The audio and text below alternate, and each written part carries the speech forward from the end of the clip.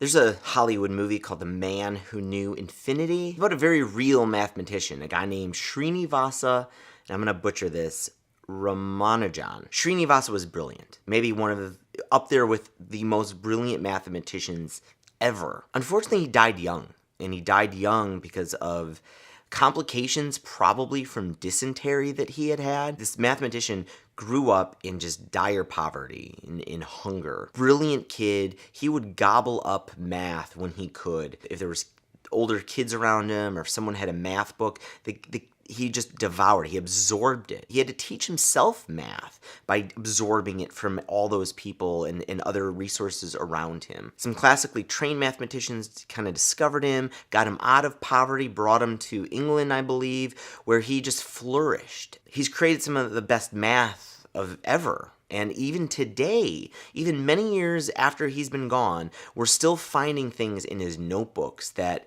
open people's minds up to new ways of thinking about math. But something always kind of strikes me about Srinivasa, which is pretty unfortunate, which is he was always reinventing the wheel. Very often he reproved things that people had already proven, had already discovered.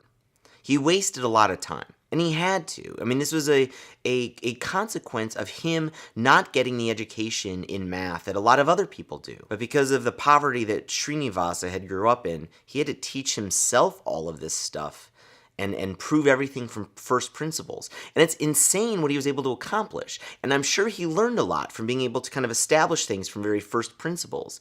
But he also wasted a lot of time. Where would we have been? Where would math have been had he been given the education and the resources that, all of his mathematical peers had been given? A lot of us force ourselves into a position that Srinivasa was in, and we don't need to.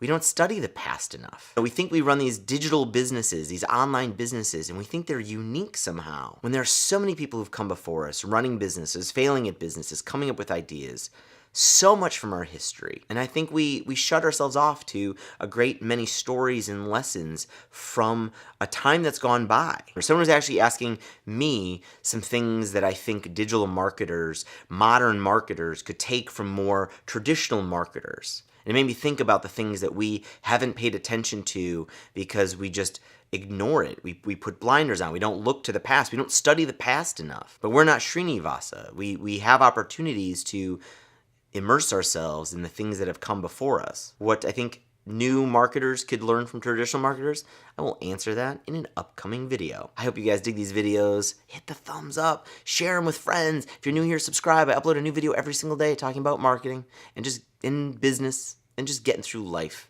And I will see you tomorrow. Bye, everybody.